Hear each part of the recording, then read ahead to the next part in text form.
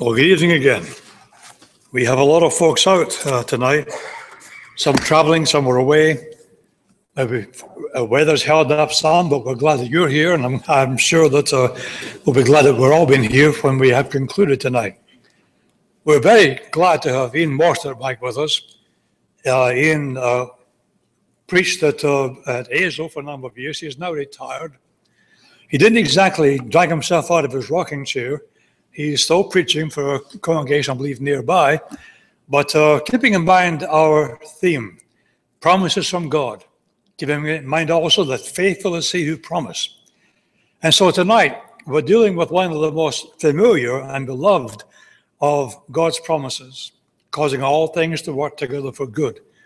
But hear it as afresh, remembering it is God's promise, and God doesn't fail. So listen afresh as Ian presents the lesson for tonight. Ian.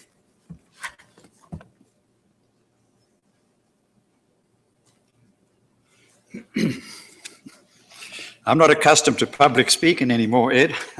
I was in Azel for a number of years, 31 years, still live in Azel. My wife is not with me this evening, and unfortunately, you know, the years haven't been too very kind to her. I have been more fortunate with physical health. And so, you know, somebody has to look after somebody. So it's a blessing that the Lord has given me strength to be of help to her. She suffers a lot of pain. And it's just a very difficult time. And I don't think that we stand alone in things like this. We know the difficulties that go with that.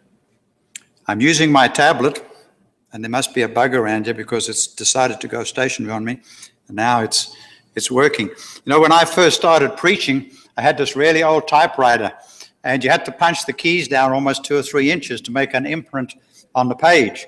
And I had an S that halfway dropped, and so then you had to do whiteouts and all that kind of thing. It's a whole lot easier working with computerized stuff. And the tablet that I bought, it's good, but I don't know if I have total confidence in it. I do appreciate you letting me be part of your summer program. And it's great that you do this. And it's nice to see your faces. Some of you I have met before. Some of you I have known for a very long time. You're good friends with some people who are very dear to me, Johnny and Wanda Bazell. And when I think about time passing, it's hard to believe that Wanda passed away in January of 2000. And then Johnny passed away in July, I believe it was, or August of 2005. And those 5 years seem a whole lot longer than the 12 years that he has been gone from this world. So things have a way of just marching on, and those of us that are left behind are left with the memories that we cherish. So we have a lot of wonderful memories of our association with Meadowbrook, Brentwood Stair, and Bridgewood. Testing my memory. I'm getting a little bit older, you know, as the years go by. And as Ed announced, you know, you have this beautiful series, the Wednesday night series, The Promises from God. And my lesson fits into that. And I think about the wonderful promises that God has made. And Ed wrote in the letter that he sent to me, our theme this year, Promises from God, is vitally important topic. For our God is faithful regardless of how we respond to his word. However, the child of God, while facing daily struggles, needs the constant reminder of the one who is our hope. And you might be doing a summary of Romans 8 and verse 28 when you wrote that. 48 years ago, it will be 48 years ago, December the 20th. 48 years ago, Suzanne and I, that's John and Wanda's daughter, their only daughter, we made our marriage vows. And we promised almost 48 years ago that we would be faithful to each other until death do part us. And here we are, we're still faithful to each other. Now, when we made those promises, for better or for worse, for richer or for poorer, whatever, I don't remember exactly what Glenn Gray had us say, but he was another missionary over there. But we made those promises, and we made them before God, and we've tried to keep them, and God has blessed us so that we could. But when you're just a very young person and you're making this promise, you're saying, well, we're going to be faithful and love each other until death. We don't know, we don't have a clue as to the things that are going to come our way and the difficulties and the issues and the various problems that we're going to face. And so we just say we're going to do this. And in many instances, they fall short. They're not able to keep the promise. Many, many centuries ago, before time began, God came up with this great plan that he has for mankind that he was going to create and whom he knew were going to fall into sin, the plan of salvation. And God made some promises. He made promises to Adam and Eve. He made promises to Abraham, Isaac, and to Jacob, and to many others. And God made those promises all of those years ago, and God still keeps his promises that he made. And so we are the beneficiaries of all those promises. The difference between God and us is that God knows what the future holds. And so God is able to work things out according to his plan, whereas we make plans, and then as we go along, we try to work things out. Suzanne and I had a number of things we had to deal with. She was a wealthy Texan, and I was kind of a middle-class kid growing up in the middle of Africa in what used to be Northern Rhodesia, now Zambia, and where, money was really hard to come by. And so, we had to work out a few things, especially when it came to the way we spent our money. But we survived all of that. Now we're dealing with the health issue. But concerning these promises, Peter makes this statement in 2 Peter 1, verse 4, where he says, whereby are given to us exceeding great and precious promises. God has made these promises, and he doesn't just say that they're great, but he says they are exceeding great. And they're not just exceeding great promises, but they're precious. You think about your marriage day and the wedding vows that you made. You had met somebody that you fell in love with, and the love grew stronger and stronger, and you set the day. And then you stand there, and the preacher is performing the wedding ceremony, and the one you love makes that promise to be faithful to you and to love you for the rest of your life. I mean, isn't that an exceedingly great and precious promise? And it's symbolic of the wonderful promises that God has made for us and that God will indeed keep. One of God's great promises is to work in our lives for our good. And in Romans 8 and verse 28, Paul says, and I'm using the King James Version today. I preached for a little church in Santo, and they like the King James. For a long time I've used the NIV. So I've gone back to the King James Version, and I quite like it. It's got challenging words in there. And so I'm relearning to speak the King James, the King's English, which I think I forgot some of it. So Paul says, and we know that all things work together for good to them that love God and to them that are called according to his purpose. All things work together for good. All things. So that doesn't mean just the good things. I can take the good things and create happiness out of the good, but God can take the other things in our lives and work all of these things together so that a lot of good things happen. I don't know if you like poetry, but I like to inject a poem from time to time. In Hazel, I had a couple of brethren who weren't too keen on poetry, a couple of men, and they would let me know, but that didn't deter me. But this is The Weaver, and you probably know this because it's a very well-known poem, but it fits with what we're saying. Written by B.M. Franklin. And he says, my life is just a weaving between my Lord and me. I cannot choose the colors he weaves so skillfully. But sometimes we do choose the colors. We make the choices, don't we?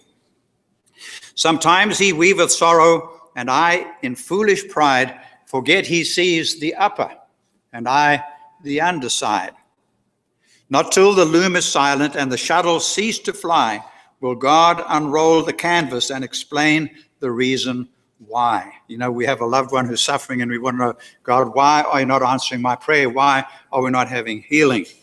The dark threads are as needful in the weaver's skillful hands as the threads of gold and silver in the pattern that he plans. So it's great to know that we have a God working in our lives and working for the good in whatever happens. And I had an experience with that just recently. You see, Ed called me before I retired, and I said, "You sure you want a retired preacher to be part of your program?" And he said, "Yes." And then I had to pack my office and move out, and somebody else has my office now, and he's a really good young preacher. He's in his 50s, I'm in my 70s, so he's young from my perspective. And then a lot of things have happened. Suzanne's health has taken this deterioration, and we're dealing with another major family issue relating to kids and grandkids. And so, I've had all of this, and I didn't have Ed's, this was in a sub office that they've given me down there. And so early in June, on a Thursday night, just after I'd gotten to bed, I thought, was I supposed to be at Bridgewood last Wednesday? And it really began to bother me. So I got out of bed, got on the internet, and looked up your website to see if there were some clues on there as to when I was supposed to preach. And I couldn't find anything. I found your website, but I couldn't find anything about me preaching. And I was thinking, well, Ed always used to call me and warn me ahead of time saying, "Now we're expecting you." And why didn't he call me this time? Now, when I got to the office and I found Ed's note there and I saw 5th of July, I thought all things work together for good for those who love God. But that's kind of a silly illustration. It doesn't always work that way. Sometimes we have to suffer the consequences. But like me, some of you are getting a little bit older, and we don't remember like we used to do. Our new preacher has a lot of jokes, and he told us this joke, so I thought I'd share it with you because it kind of fits in. There were these folks that kind of grew up together, went to college together, worked together, lived in the same town, these several guys.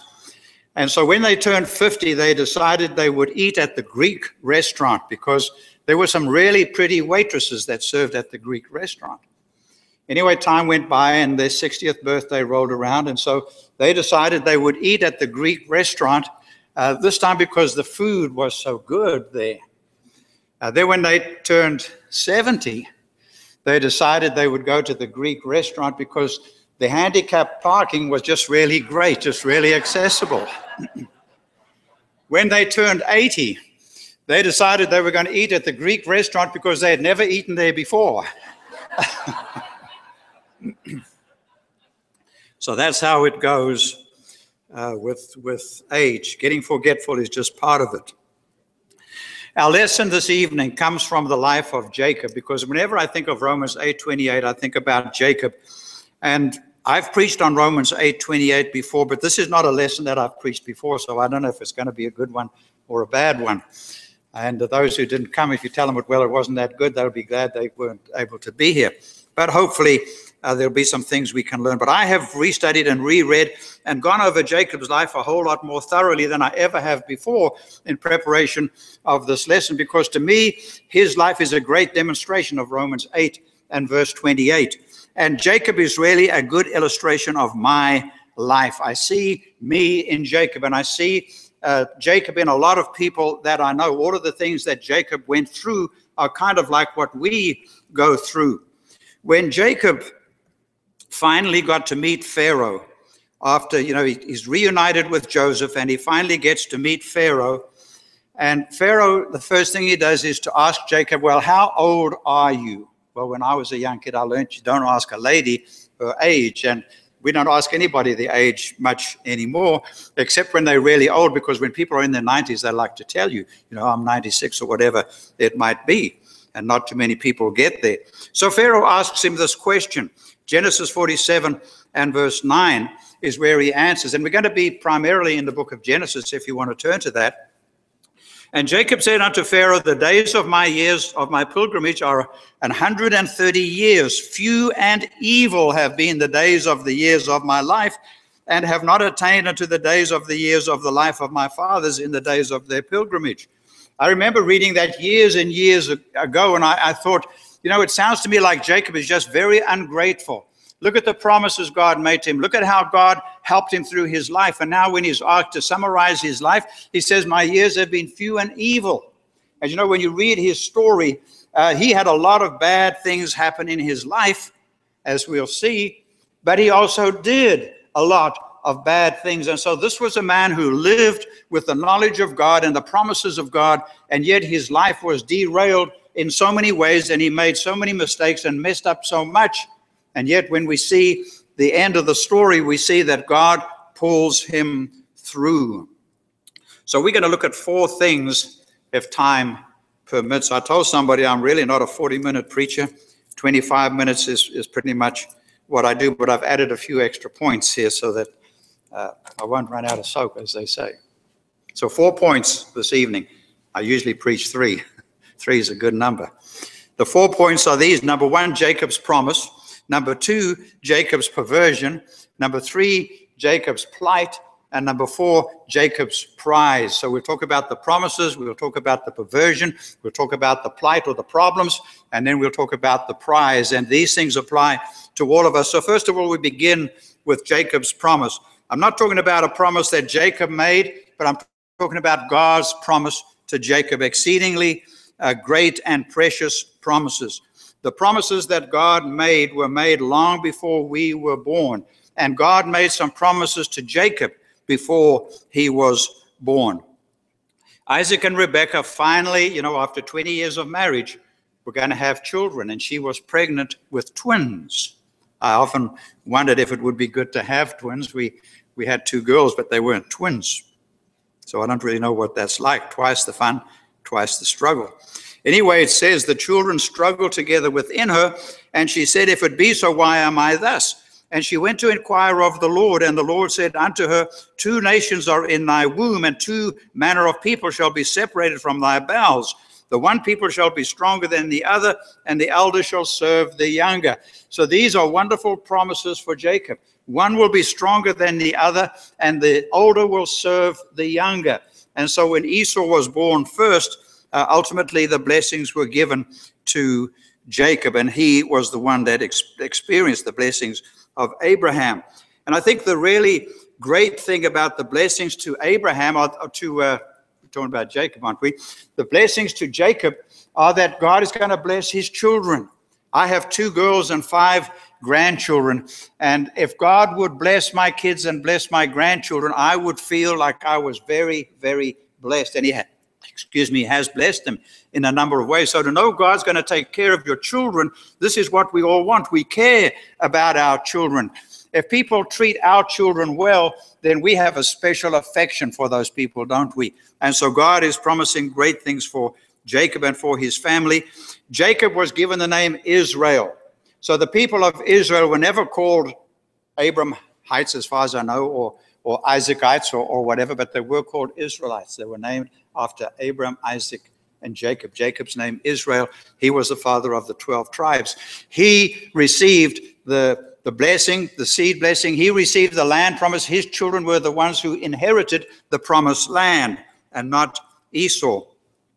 Well, when you get to the book of Malachi, many, many years later, and the people of Israel, Judah particularly, they no longer find it pleasing to serve the Lord. It's become burdensome to them to gather together and to make these sacrifices and to make an offering to God. It was kind of burdensome. And so God says through his prophet Malachi in chapter 1, verse 2 and 3, he says to them, he says, I have loved you, says the Lord, yet you say, wherein hast thou loved us? Can you imagine the audacity? If Israel would look back over their history and observe that when they were faithful, that God blessed them so much. And now they're saying, wherein have you blessed us? And he says, was not Esau Jacob's brother, saith the Lord? Yet I loved Jacob and I hated Esau, and laid his mountains and his heritage waste for the dragons of the wilderness. And so God says, look at where Edom is now, and look where you are. Do you not think that I love you?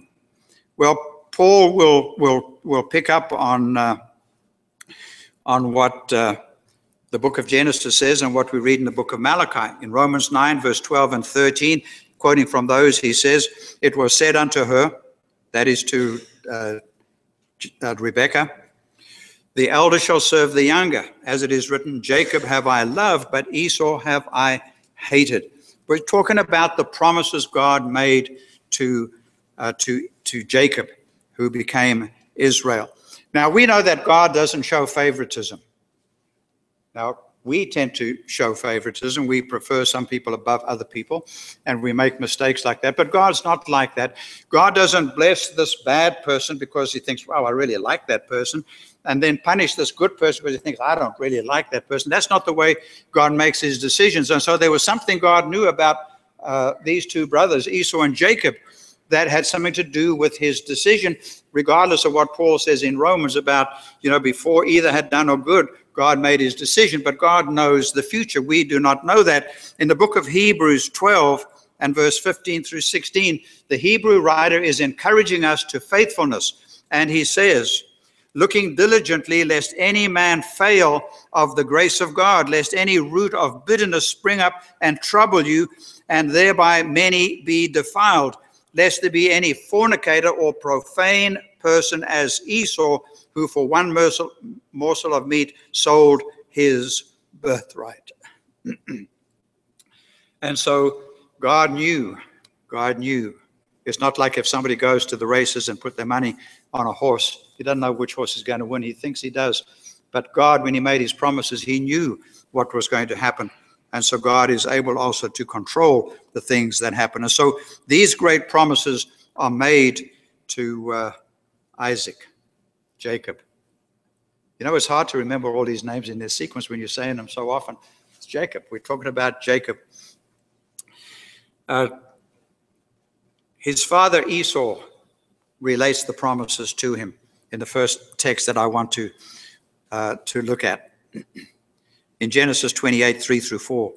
And Isaac says to Jacob, and God Almighty bless thee, and make thee fruitful, and multiply thee, that thou mayest be a multitude of people, and give thee the blessings of Abraham, to thee and to thy seed with thee, that thou mayest inherit the land wherein thou art a stranger, which God gave unto Abraham.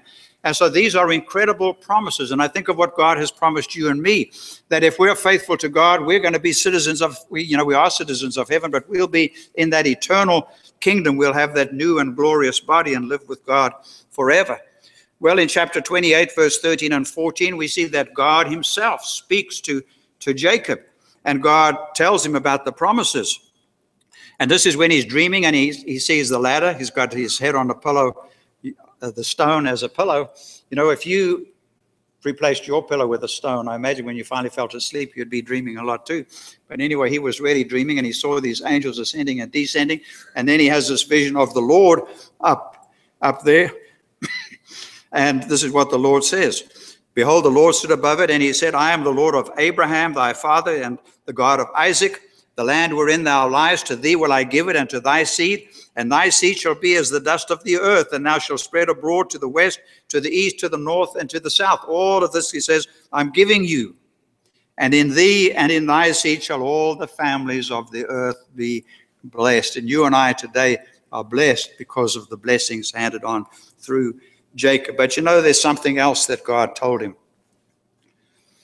When Jesus gave the apostles the Great Commission, Matthew's version, Matthew 28, 18 through 20, at the end of that book, we have Jesus saying to the apostles, and lo, I'm with you always, even to the end of the world. Lo, I'm with you always. Somebody told me that had a Chinese friend that thought that Jesus was speaking directly to him because he says, lo, I'm with you. You catch that joke? All right. And this is what God says to him. Genesis 28, verse 15. This is such a beautiful promise. God says to Jacob, I am with thee and will keep thee in all places whither thou goest, and will bring thee again into this land. For I will not leave thee until I have done that which I have spoken to thee of. God is saying, I'm going to be with you wherever you go. I'm going to bless you, and I'm going to be with you till all of these promises are fulfilled. And hasn't God made that promise to us? But it's so hard to believe that, isn't it? Especially when things go wrong. I will be with thee. To Jacob and not to Esau, all of the promises of Abraham were given. God kind of reverses the situation. Instead of the firstborn being the one who gets the blessings, it's the secondborn. It's Jacob. And God blesses him and makes these promises. And that's really great because God has made promises to us. But then as we read through the story, we read about Jacob's perversion, as I have called it. We've seen that Esau was a fornicator, that he was profane. But as you read through the story of Jacob, you see that he also is no saint. One of our church members in Azle wanted me to come and talk to her daughter. Some question about sin and things like that. And she was telling her little daughter that I'm a sinner too. And she said, I don't believe you. Ian, our preacher, is not a sinner. I'm no saint either, you know. People might think, some people think I was born with a Bible in my hand. Some people see me at Walmart or Kmart or some other place with my jeans on, and they can't believe that I actually wear jeans. You know, I wear jeans more than I wear a suit, but I do enjoy wearing a suit. So we are not saints. So he commits these horrible sins. His father is very old, and he is blind. He cannot see. And he wants to give his blessing to Esau. So they're over here, Isaac telling Esau, go and prepare me some of the venison that I love and bring it to me, and then I'm going to give you the blessing. And so Jacob and his mother come up with this scheme. And he comes before his father. And in Genesis 27 and verse 19, Jacob said to his father, I am Esau, thy firstborn. His father is there, lying there. His father is blind. And he comes to his father, and to his face he says, I am Esau, your firstborn. Isaac was a little suspicious. And so later on, he will ask. And in verse 24, he said, are you my very son, Esau? And he says, yes, I am. He lies. He is a deceiver. He is a cheat. He is a thief. And he is a liar. We're talking about Jacob, to whom God makes all of these great promises. And not only that, he tries to put God in on his side. Because in verse 20, Isaac said to his son, how is it that you have found this meat so quickly? And he said, because the Lord thy God brought it to me. It wasn't God who brought the meat to him. It was his mother. But, you know, when you tell one lie, you've got to tell other lies to cover up the other lies. And so this is what he does. Jacob turns out to be a liar and a thief. He breaks Exodus 20, the fifth commandment, which was not yet given, but he breaks it anyway because he's dishonoring his dad. I mean, what father, when he discovers his son has been lying like that, is proud of his son? It horrifies us when our children tell such blatant lies, doesn't it? We feel ashamed. We should feel that way if we don't. But some people will say, well, lying's not so bad. Well, then we've got Revelation 21, verse 8 to contend with. And there, John writes, but for the fearful and unbelieving and the abominable and murderers and whoremongers and sorcerers and idolaters and all liars shall have their part in the lake which burneth with fire and brimstone, which is the second death. All liars will have their part. So now we've got Jacob, who's got these wonderful promises, and now he's a thief and a liar. How is God going to fulfill his promises to this man who's demonstrated his own unworthiness? Not only that, but what kind of a father was he? What kind of a husband was he? When he marries Leah, thinks he's marrying Rachel, marries Leah, he doesn't seem to show her any respect, that she is forced into a situation that was out of her control. And maybe she could have said, you know, I'm Leah, my dad has pushed me in here, but her dad probably had some threat against her. So she's forced to marry her sister's boyfriend, the one who loves her sister. And when he finds out, he's horrified. Genesis 29:31 says that when the Lord saw that Leah was hated, he opened her womb, but Rachel was barren. And then, of course, there were problems also with Rachel, because Rachel did not have any children. And so all of these problems were there. And then he had problems with his children. In Genesis 37 and verse 3 and 4, it says, now Israel loved Joseph more than all his children, because he was the son of his old age, and he made him a coat of many colors. And when his brethren saw that their father loved him more than all his brethren, they hated him, and could not speak peaceably unto him. And so what does he do? He divides his family. He's got this competition going between his wives. The competition is so intense that they get their handmaidens and get them involved, so that he now has 4 wives. He divides his children. He's got 12 sons, and he divides them because he loves one more than the others, and he makes one the special coat. We know what happens to our children when we show this kind of favoritism, and he ends up hurting the son that he loves the most. But that's not the only thing I discovered that he did wrong. God had communicated with him a number of times. He should have been an example to his kids of how to have a good relationship with God. Well, we read in Genesis 35, verse 2, that Jacob said unto his household and to all that were with him, put away the strange gods that are among you, and be clean, and change your garments. So how did this come about? How did his kids and the rest of his family get involved in having idols and worshiping idols? And he has to tell them to put those things away. When we think about our lives, we think about Jacob and we say, he messed up. I think it's one of the most dysfunctional families, Jacob's and King David's. There's a competition between those two as which is the most dysfunctional. And you wonder, well, how could God carry his promises through to a man who has become so derailed? And then we read about his plight, the terrible things, the consequences of these things. Paul in Romans 8 promises what God can do, and God can work the good and the bad. But Paul doesn't say, now that you're a Christian, when you make mistakes and do bad things, well, you're not going to suffer any consequences for that. Everything will be smooth, honky-dory, as they say. No, God doesn't make that promise. And so because of what Jacob does, terrible things are going to happen. And so back to Genesis 47 and verse 9, you remember where Pharaoh asked him the question, and he responds and he says, the days of the years of my pilgrimage are 130 years. Few and evil have the days of the years of my life been, and have not attained unto the days of the years of the life of my fathers in the days of their pilgrimage. And that's quite a mouthful. So my years are short and filled with evil.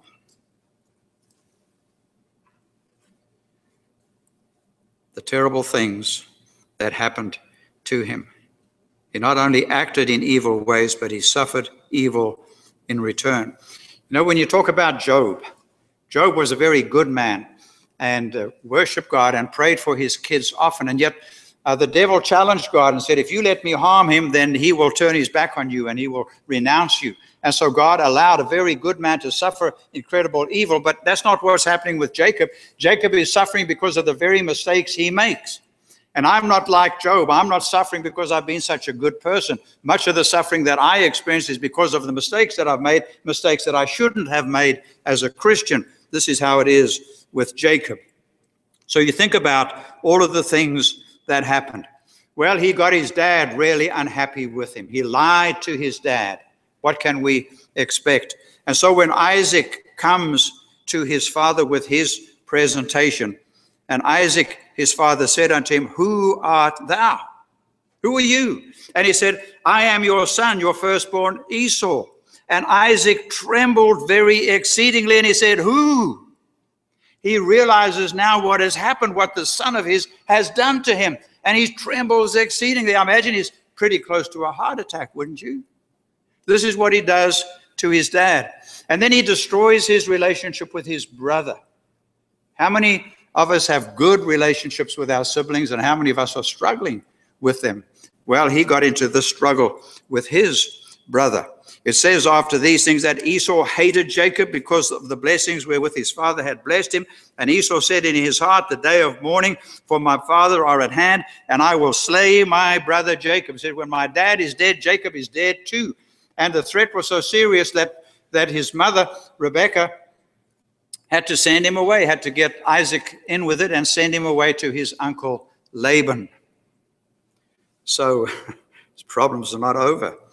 He goes to his uncle and he gets these wives. He marries Leah first. I've often wondered, how do you marry the wrong person? I mean, how do you do that? That's really dumb, don't you think? He must have been, in inebriated, don't you think? I mean, how else could he have done that? Marry the wrong person. Somebody said, well, they used to wear veils. But you know, when you're with somebody you love and you hold hands, you learn about the way you hold hands together. There's something special. And the way you walk, and the way you talk, and the way you hug, and all of these things. I mean, how do you not recognize you with the wrong person? And it says he hated her. And so there's the problem there. And so God sees this, and so God blesses her, and she has all of these children. And then Rachel has problems. And so in Genesis 30, verse 1 and 2, when Rachel saw that she bare Jacob no children, she envied her sister and said unto Jacob, give me children, or else I die. And Jacob's anger was kindled against Rachel, and he said, am I in God's stead, who hath withheld from thee the fruit of thy womb? Can you imagine coming home after a hard day's work? And they worked hard physically back in those days. And every evening when he comes home, he has to face this conflict that's going on between his two wives. It's not like he can come in there, put his feet on the coffee table, kick back and listen to the radio or watch TV. There's this contention that he's got to deal with day after day after day. And so now, finally, he's just angry with the woman that he loves the most. And then there were other problems. He had a daughter. I have two daughters. I know how a father feels about his daughter. And we're told in Genesis 34, verse 1 through 2, that Dinah, the daughter of Leah, which she bare unto Jacob, went out to see the daughters of the land. And when Shechem, the son of Hamor, the Hivite prince of the country, saw her, he took her and laid with her and defiled her. You know, every father's nightmare is that somebody's going to rape his daughter. And that's what happened to his daughter. And all of these things are happening because of bad decisions that he makes. Well, his sons seem to think, well, he's not acting fast enough. And so his second son and his third son decide to take matters into their own hands, and they deceive the people, Simeon and Levi. And chapter 34:25 says, and it came to pass on the third day, when the men there were sore, because they'd all been circumcised, that the two sons of Jacob, Simeon and Levi, took each his sword and came upon the city boldly and slew all the males. And so they come into the city with their swords. The men are unable to defend themselves, and they just butcher them. It's like we see on TV when some mad driver gets into his truck and he drives through the sidewalk and kills a number of pedestrians, and that news goes worldwide. And, you know, if he lived in the day of television, we can imagine it would have been broadcast all over the place what Jacob's sons had done in that city. And then there was Reuben, his eldest. Genesis 35, verse 22 says, and it came to pass when Israel dwelt in that land, that Reuben went and lay with Bilhah, his father's concubine, and Israel heard it. You know, in 1 Corinthians 5 and verse 1, Paul talks about something that's happening amongst the Corinthians. He says that doesn't even happen amongst the Gentiles, that a man has his father's wife. And here one of his sons goes and lies with one of his wives. These are the things, the problems, the plight that happened to Jacob. And then, of course, they sell his brother, their youngest brother, Joseph. They sell him as a slave because they hate him so much. And they take this beautiful coat and they dip it in the blood of a goat. And they're not going to just come out and lie and say, this is your son's coat and he's been killed. No, they just bring him the coat with blood. And verse 32 of chapter 37, and they sent the coat of many colors, and they brought it to their father and said, we have found, this have we found. Now know whether it be your son's coat or no. I mean, they know what it is, and they say, you know, we found this coat. You tell us, is it your son's coat or not? I mean, they know their dad's not dumb. And he knew it. And he said, it's my son's coat. An evil beast has devoured him. Joseph is without doubt rent in pieces, and Jacob rent his clothes and put sackcloth on his loins and mourned for his son many days. I think at this particular point in his life, his faith in God's promises is somewhat diminished, and he believes that there's going to be trouble upon trouble, and he mourns for that son for many, many days. And so that brings us then to point number 4. Can you remember the other 3? The promise, the perversion, and then the problems or the plight. And now we come to the prize. Jacob's life is an incredible example of Romans 8:28. God working things out for the good. You look at the horrible mess we find this man's life in, and you say, how can God bring blessings to this man so that he can reflect on his life and say, I am blessed indeed? Only God can do that.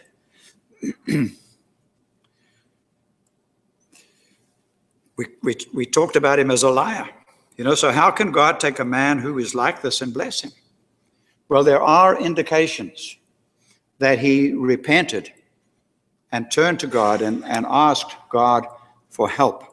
Because this verse, Genesis 32 and verse 10, is where he humbles himself before God. And maybe this is, of all the verses, the one to remember. Genesis 32, verse 10.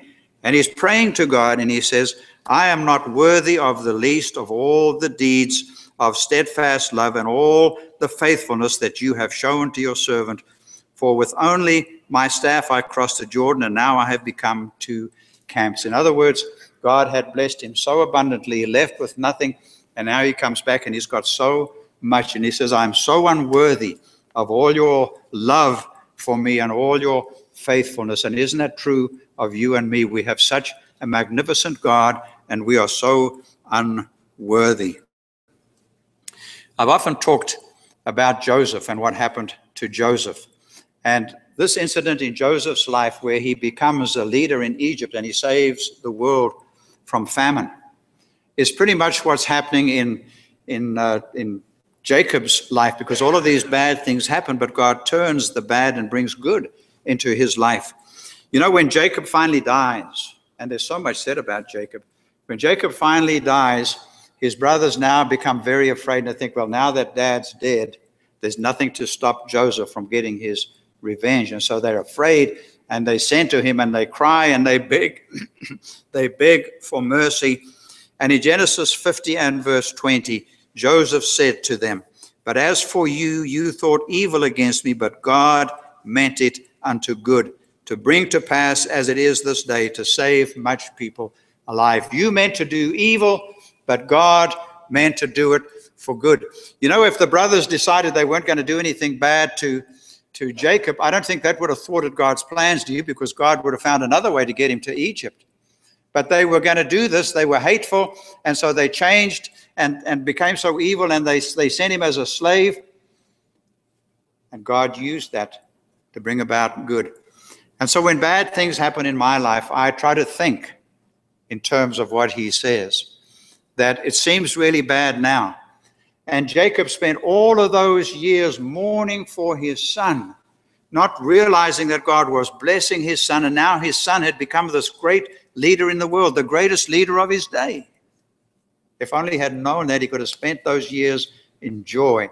And I think about the things we see now that are so bad in our life, and we don't see the end, and so we live and we act like it's always going to be bad and no good will come from it. And if we could see the good, then we'd be like Paul. We'd rejoice in the Lord always, wouldn't we? We'd be happy because we know, regardless of the bad that's happening now, God is working in my life and good will prevail.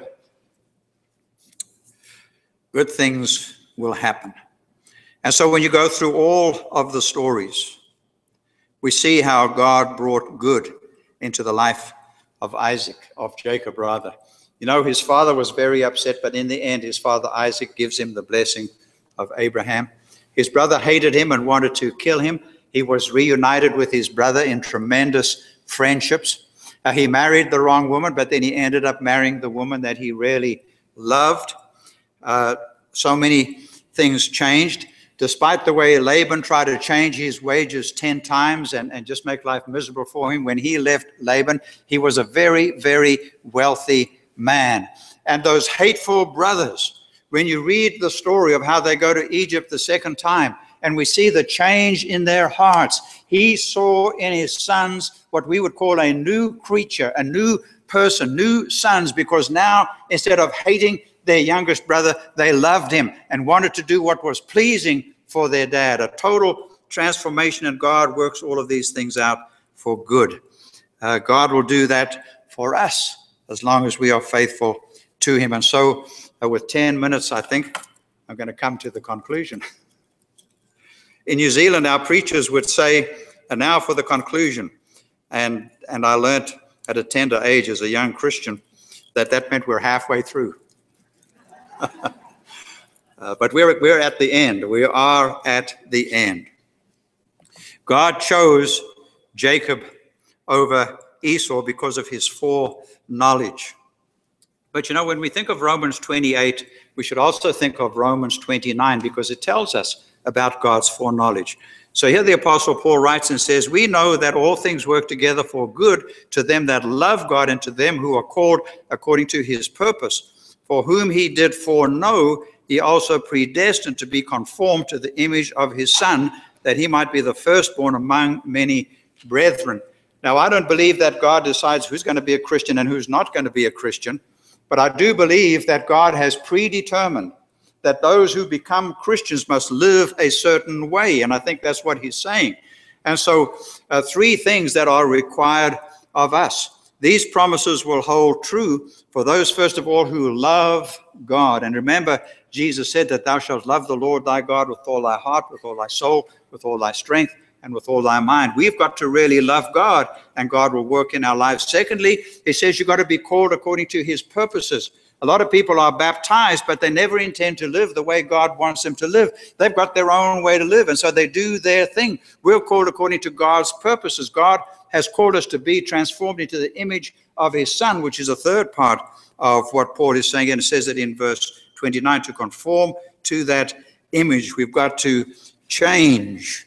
And in Ephesians 2 and verse 10, Paul talking about the fact we're saved by grace through faith and not of ourselves, not by works, that no one should boast.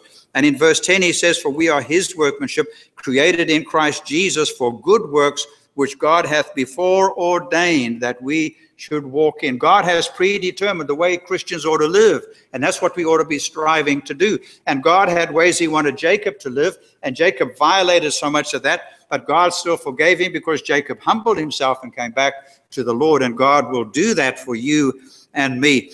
And it's really interesting to read in the New Testament that Jacob gets the ultimate reward, because in Matthew 8:11, Jesus says, I say unto you that many shall come from the east and the west and sit down with Abraham and Isaac and Jacob in the kingdom of heaven. And I want to be one of those who comes from whatever direction it is, and I want to sit down there with Abraham, Isaac, and Jacob, don't you? And then in Luke chapter 13, somebody comes to Jesus and says, are there only a few that are going to be saved? And Jesus says, strive to enter in, because many will seek and will not be able to enter. And then he says there'll be weeping and gnashing of teeth when you see Abraham and Isaac and Jacob and all the prophets in the kingdom of God, and yourselves cast out. Oh, I don't want to be there on that day and watching these people going in and find that I'm not going in. I want to be in that number when the saints go marching in. I want to be in that number, don't you? And so as we think about Jacob and we think about this great promise that God has made to us, what is your relationship with the Lord this evening? Have you become a Christian? Have you been baptized to have your sins washed away? If you believe in Jesus and you know you're a sinner and you repent and you want to change your life, acknowledge Jesus as Lord and be baptized, we want to help you.